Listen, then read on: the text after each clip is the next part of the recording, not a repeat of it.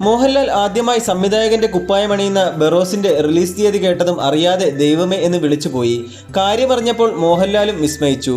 ബെറോസിന്റെ release തീയതി ഔദ്യോഗികമായി പ്രഖ്യാപിച്ചിരിക്കുകയാണ് സംവിധായകൻ ഫാസിൽ. മിഴി ഫിലിംസിന്റെ ഒരു പുതിയ വീഡിയോയിലേക്ക് എല്ലാവർക്കും സ്വാഗതം. മലയാളത്തിന്റെ പ്രിയ നടൻ മോഹൻലാൽ ആദ്യമായി സംവിധാനം ചെയ്യുന്ന ബെറോസ് എന്ന ചിത്രത്തിന്റെ റിലീസ് തീയതി ഔദ്യോഗികമായി ഇപ്പോൾ പ്രഖ്യാപിച്ചിരിക്കുകയാണ് സംവിധായകൻ ഫാസിൽ.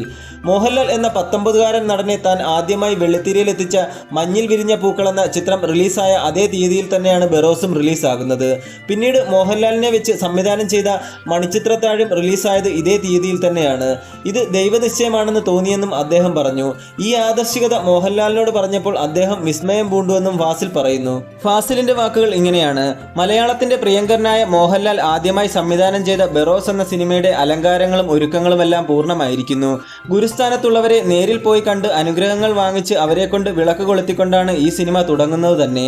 നീണ്ട 700 ദിവസങ്ങളിലെ കഠിന പരിശ്രമങ്ങളുടെയും കഠിനാധ്വാനത്തിന്റെയും ആകെത്തുകയാണ് ബെറോസ് എന്ന ബ്രഹ്മാണ്ഡ ചിത്രം. ഇന്നലെ മോഹൻലാൽ എന്നെ വിളിച്ച് സ്നേഹപൂർവ്വം ചോദിച്ചു, ബെറോസ് സിനിമയുടെ റിലീസ് തീയതി ഔദ്യോഗികമായി അനൗൺസ് ചെയ്തു തരുമോ എന്ന്. കൗതുകത്തോടെ ഞാൻ ചോദിച്ചു, എന്നാ റിലീസ്? മോഹൻലാൽ റിലീസ് തീയതി പറഞ്ഞതോടുകൂടി വല്ലാണ്ട് ഞാൻ വിസ്മയിച്ചു പോയി.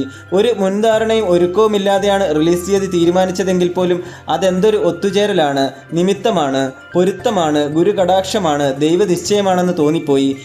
എൻ്റെ തോന്നൽ ഞാൻ മോഹൻലാലിനോട് പറഞ്ഞപ്പോൾ മോഹൻലാൽ എന്നേക്കാൾ 10 മടങ്ങ് വിസ്മയിച്ചു പോയി. കുറേ നേരത്തേക്ക് മിണ്ടാട്ടമില്ല, അറിയാതെ ദൈവമേ എന്ന് വിളിച്ചുപോയി. പിന്നെ സഹധർമ്മിണി സുചിത്രയെ വിളിക്കുന്നു, ആന്റണിയെ വിളിക്കുന്നു, ആന്റണി എന്നെ വിളിക്കുന്നു. എല്ലാവർക്കും ഇതെങ്ങനെ ഒത്തുചേർന്ന് വന്നു എന്നൊരു അത്ഭുതമായിരുന്നു.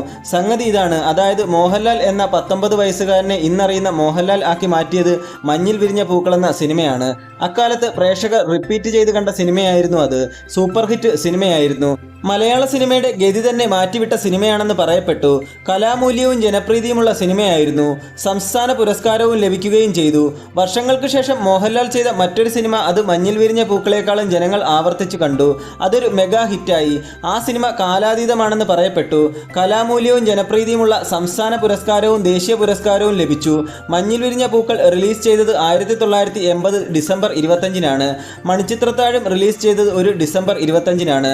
1993 ഡിസംബർ 25-ന്. മോഹൻലാലിന്റെ ബെറോസും റിലീസ് ചെയ്യാൻ പോകുന്നത് ഒരു ഡിസംബർ 25-നാണ്. ഒന്ന് ആലോചിച്ച് നോക്കൂ, 4.5 പതിറ്റാണ്ട് നീണ്ട അഭിനയ ജീവിത തിരക്കിനിടയിൽ മുത്തി പഠിച്ചെടുത്ത അനുഭവങ്ങൾ കൊണ്ട് മോഹൻലാൽ ആദ്യമായി സംവിധാനം ചെയ്ത സിനിമ മോഹൻലാലിന്റെ മഞ്ഞിൽ വിരിഞ്ഞ പൂക്കൾ റിലീസായ ദിവസവുമായി ആകസ്മികമായി ഒത്തുവരുന്നു. മഞ്ഞിൽ വിരിഞ്ഞ നടൻ സംവിധാനം ചെയ്ത സിനിമയുടെ റിലീസ് ഔദ്യോഗികമായി പറയണമെന്നാവശ്യപ്പെട്ട് നീണ്ട 44 വർഷങ്ങൾക്കു ശേഷം മഞ്ഞിൽ വിരിഞ്ഞ പൂക്കളുടെ സംവിധായകനെ തന്നെ വിളിക്കുകയാണ്. ഇതൊക്കെ നിമിത്തം, പൊരുത്തം, ദൈവകൃപ എന്നല്ലാതെ വേറെന്താണ് പറയേണ്ടത്? എനിക്ക് തോന്നുന്നത് മഞ്ഞിൽ വിരിഞ്ഞ പൂക്കളേക്കാൾ മണിച്ചിത്രത്താഴിനേക്കാൾ വളരെ വളരെ വളരെ ഉയരെ നിൽക്കുന്ന ഒരു അതുല്യ കലാസൃഷ്ടിയാകും ബെറോസ് എന്നാണ്. ഏറ്റവും കുറഞ്ഞ പക്ഷം ബെറോസ് ഒരു ആഗോള ഇതിഹാസ സിനിമയായി മാറട്ടെ എന്ന് ഞാൻ ആശംസിക്കുന്നു. അതിനായി ഹൃദയത്തിൽ തൊട്ട് പ്രാർത്ഥിക്കുകയും ചെയ്യുന്നു. മോഹൻലാലിനും മോഹൻലാലിന്റെ ടീമിനും എല്ലാ നന്മകളും നേരുന്നു.